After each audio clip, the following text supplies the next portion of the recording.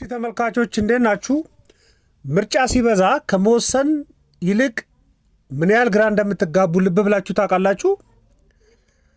በዚህ ጉዳይ ላይ አንድ መጽሐፍ አለ፣ ዘ አርት ኦፍ ቹዚንግ የሚባል መጽሐፍ 2010 ላይ የተጻፈ ነው።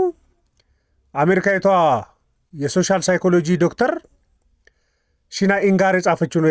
የ56 ዓመት አሜሪካዊት ነች እና እሷ ስፔሻላይዝ ያደረገችው በዋናነት ውሳኔ ሰጭነት በኢኮኖሚክስ ውስጥ የማይክሮ ኢኮኖሚክስ ሀሳብ ነው። ይሄ ዲሲሽን ሜኪንግ በጣም መሰረታዊ ሀሳብ ነው እና ዲሲሽን ሜኪንግ ላይ እና ቾይዝ ላይ ምርጫ ላይ ሁለቱ ላይ ስፔሻላይዝ ያደረገች እና እዚህ ላይ በዚህ ዙሪያ ላይ ተማረች ነች። በዋናነት የቢዝነስ ማኔጅመንት እና ማርኬቲንግን ስፔሻላይዝ ያደረገች የሶሻል ሳይኮሎጂ ዶክተር ነች እና ዘ አርት ኦፍ ቹዚንግ የሚባል መጽሐፍ ጽፋለች 2010 ላይ እና ዋና ዋና ፖይንቶችን አንድ አራት ሀሳቦችን እዚህ ላይ ላጋራችሁ ፈልጌያለሁ። ብዙዎቻችሁ በህይወታችሁ ውስጥ የሚገጥማችሁ ሀሳብ ነው። ሀሳቡ የመጀመሪያው ምንድን ነው? ልብ ብላችሁ ካያችሁ እናንተም ብዙ ምርጫ ሲኖራችሁ አንድ ዕቃ ለመሸመት የሆነ ቦታ ላይ ብትሄዱ እና ብዙ አማራጭ ቢኖራችሁ ምናልባት ምንም ሳገዙ ነው የምትወጡት። ታዘባችሁ ሊሆን ይችላል። ለምን ይመስላችኋል? በአማርኛም ይባላል አይን አዋጅ ሆነብኝ ለመምረጥ ተቸገርኩ ሲባል ሰምታችሁ ሊሆን ይችላል። በዚህ አሁን ባለንበት ዘመን ላይ ሸማቾች ምርጫ አያጡም። ለምሳሌ ጫማ ገዛለሁ ብሎ ወደ ገበያ ሄደ ሰው የጫማ ምርጫ ሊያጣ አይችልም። ከምርጫዎቹ መካከል አንዱን መምረጥ ነው እንጂ የሚጨንቀው ጫማ አላገኝም ብሎ ሊፈራ አይችልም። ሌሎቹም ብዙም ስልክም ቢል በጣም ብዙ ነገሮችን ብዙ ምርጫ ነው የሚያገኘው እና በዚህ ጊዜ ሸማች ምርጫ አያጣም።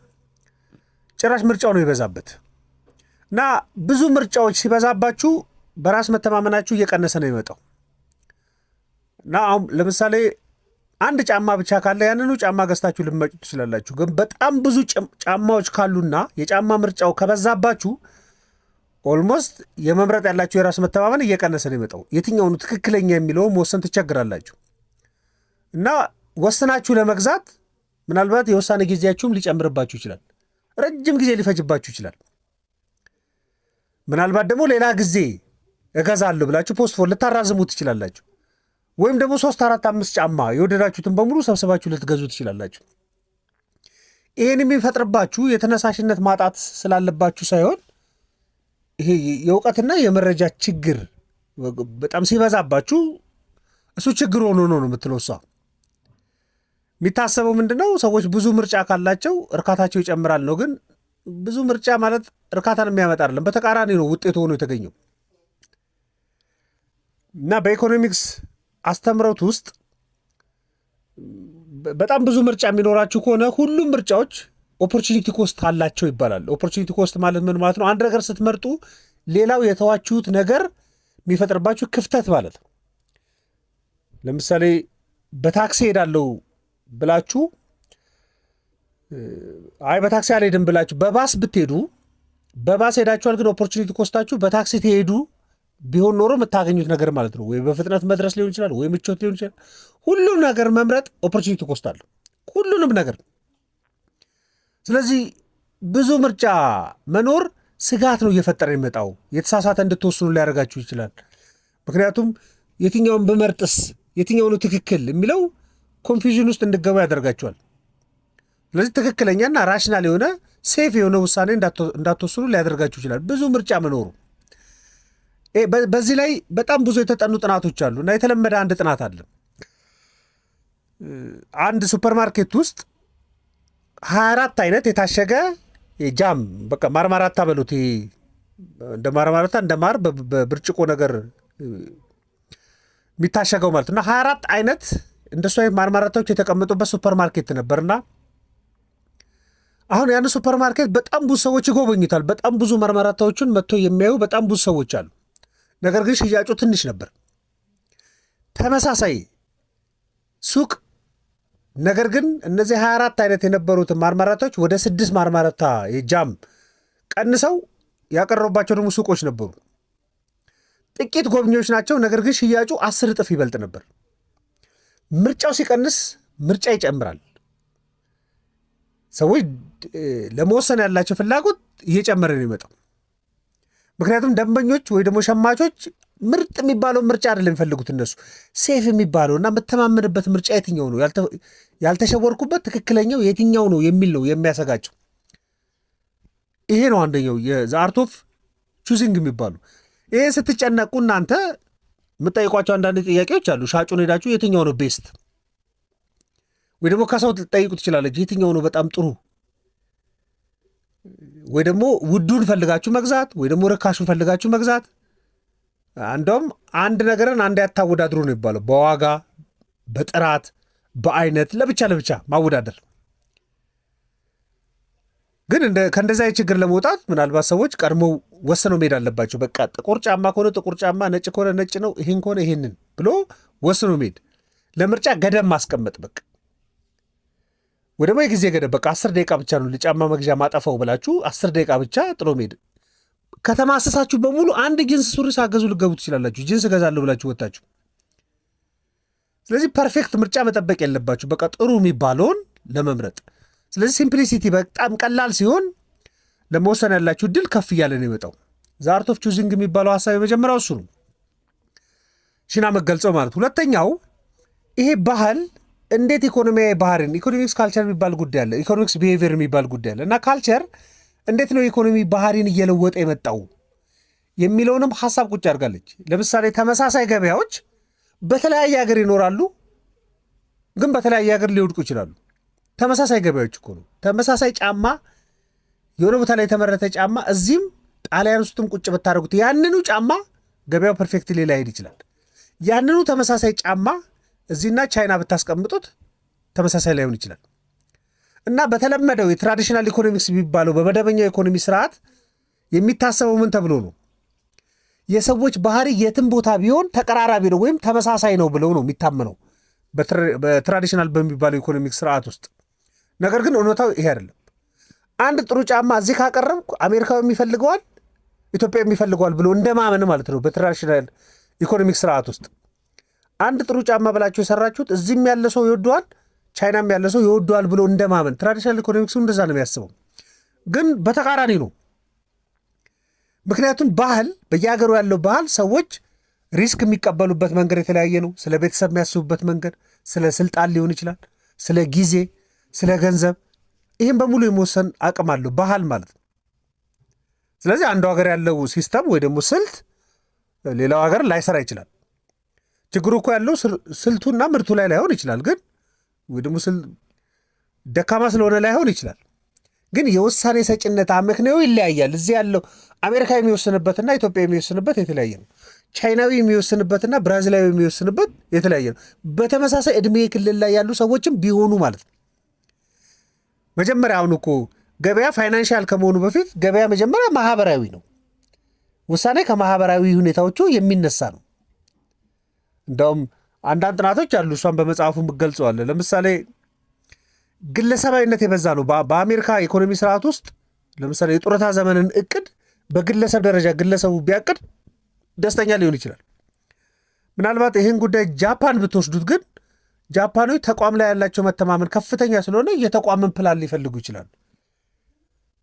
ስለዚህ ጡረታ ላይ የሚወጡ ሰዎች ተመሳሳይ ህይወት ላይ ኖራቸው ይችላል ማለት ነው ጉዳዩ። ስለዚህ ባህል የኢኮኖሚ ቢሄቪየርን የመለወጥ አቅም አለው። ይህም የምርጫ ጉዳይ ነው። ሶስተኛው ዋና ነጥብ ምንድን ነው? ሰዎች ይመስለናል እንጂ ከተሳትፎ በላይ ፓርቲሲፔሽን ነው የፈልጉት። ከነፃነት በላይ ፓርቲሲፔሽን ይፈልጋሉ። እኛ የምናስበው ሰዎች በቃ በጣም ፐርፌክት የሆነ ፉል የሆነ ነፃነት የሚፈልጉ ነው ይመስለው። እውነቱ ግን እንደዛ አይደለም ትላለች እሷ።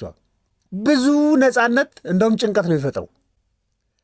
ይሄን ልብ ብላችሁም ሊሆን ይችላል፣ እውነትነትም ያለው ሀሳብ ነው። ሰዎች የተወሰነ ባውንደሪ ላይ መንቀሳቀስ ነው የሚፈልጉት። በዛች ባውንደሪ ላይ ድምፃቸው እንዲሰማን እንጂ የሚፈልጉት በጣም ኤክስትሪም የሆነ ነፃነትም አይፈልጉም። ሰዎች ጭንቀት ውስጥ ነው የሚከታቸው። ይሄ ደግሞ በተወሰነ ባውንደሪ ውስጥ ድምፃቸው እንዲሰማ ማድረግ፣ ፓርቲሲፔት እንዲያደርጉ ማድረግ ሰዎች እርካታቸው እንዲጨምርላቸው ሊያደርግ ይችላል። ለምሳሌ ምግብ ቤት ትገባላችሁ። በርገር ቤት ብትገቡ በርገር የሚሰራበትን ሜኑ በሙሉ እናንተ እንድትወስኑ የበርገር ቤቱ ባለቤት ላይጠይቃችሁ ይችላል። ላይጠይቃችሁ፣ የሚጠይቃችሁ ግን የተወሰኑትን ነው። ቺዝ ይኖረው ብሎ ሊጠይቃችሁ ይችላል።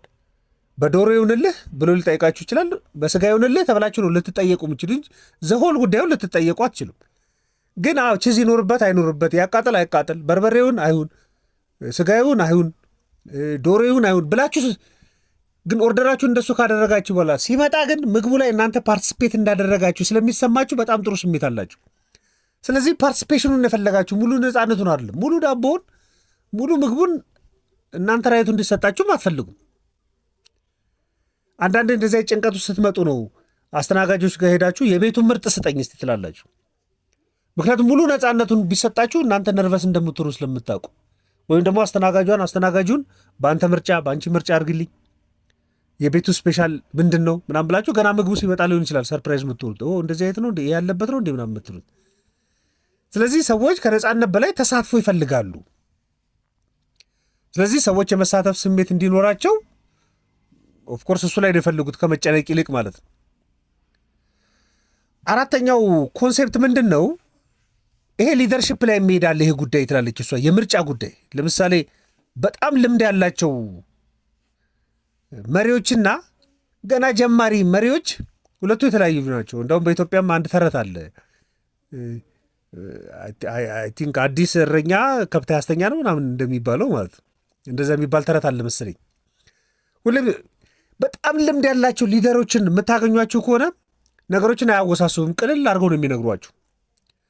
ግን አማተር የሆኑ ገና ኃላፊ የሆኑ ከዚህ ቀደም ልምድ የሌላቸው ሊደርሽፕ ላይ ያልነበሩ ሰዎች ሲሆኑ ግን ነገሮችን የማወሳሰብ እንትናቸው ብዙ ነው በጣም። ግን እንደዚህ የሚያወሳስቡ ሰዎች ይሄ እነሱ ማወሳሰባቸው እውቀት ይመስላቸዋል። ነገር ግን እንደውም ድብቅ ስጋት አለበት ውስጡ፣ ወይ ያለማወቅ ስጋት አለ ወይ የብቃት ችግር ስላለ ነው ብላ ነው የምታምኑ እሷ። እንደውም በጣም ብቃት ያለው ሊደርስ ከሆነ በቃ ጫጫታዎቹን ሊቀንስ ይችላል። በቃ እዛ ስራ ቦታ ላይ ያሉትን ችግሮች ለሰዎች ምርጫ ሊሰጥ ይችላል። ደግሞ በጣም ግልጽ የሆነ አሰራር ሊፈጥር ይችላል። እንደዚህ አይነት ትኩረትን ማግኘት በጣም ውድ ስለሚሆን ማለት ነው። እንደውም ለዚህ ምሳሌ የምታቀርበው እሷ ማንን ነው ደግሞ ሌሎችም ላይ ታገኛላችሁ። የአፕል ካምፓኒ ያለና ስቲቭ ጆብስ የሞተው ስቲቭ ጆብስ ወደ አፕል ሲመለስ 1997 ላይ የአፕል ካምፓኒ በጣም ብዙ ምርቶችን ያመርት ነበር። በጣም ብዙ ማለት እና እሱ ልክ ሲመጣ ይሄ በጣም ብዙ ምርቶችን ኮምፕሌክስ ያላቸው ምርቶች ይቆሙና ምርቶቹን ወደ 4 አመጣቸው። ከ12 በላይ በጣም ብዙ ምርቶችን የከለክለው አንድ ካምፓኒም ታውቃላችሁ። ኤርፎንም ሊያመርት ይችላል፣ ላፕቶፕም ሊያመርት ይችላል፣ ኮምፒውተርም ሊያመርት ይችላል፣ ዴስክቶፕም፣ ሌሎችም በቃ በጣም ብዙ ምርቶችን ሊያመርት ይችላል። ስለዚህ ወደ 4 ምርት ዝቅ አደረገው፣ የአፕልን ምርት ማለት ነው። ምን አደረገ? በዴስክቶፕነት የሚቀመጡና ፖርታል የሆኑ የሚንቀሳቀሱ ምርቶች አደረገ። በዴስክቶፕ አይማክን አለ፣ በፖርታል ደግሞ የለወጠ አይቡክን አደረገ። በዴስክቶፕ ፓወር ማክን ሲያደርግ በፖርታል ደግሞ ፓወር ቡክን አደረገና በቃ ወደ 4 አመጣው። ከዛ በኋላ ነው እያደገ የመጣው እንጂ የዛን ጊዜ አፕል ሄዳ ነው በእንደዚህ አይነት ውሳኔ ነው።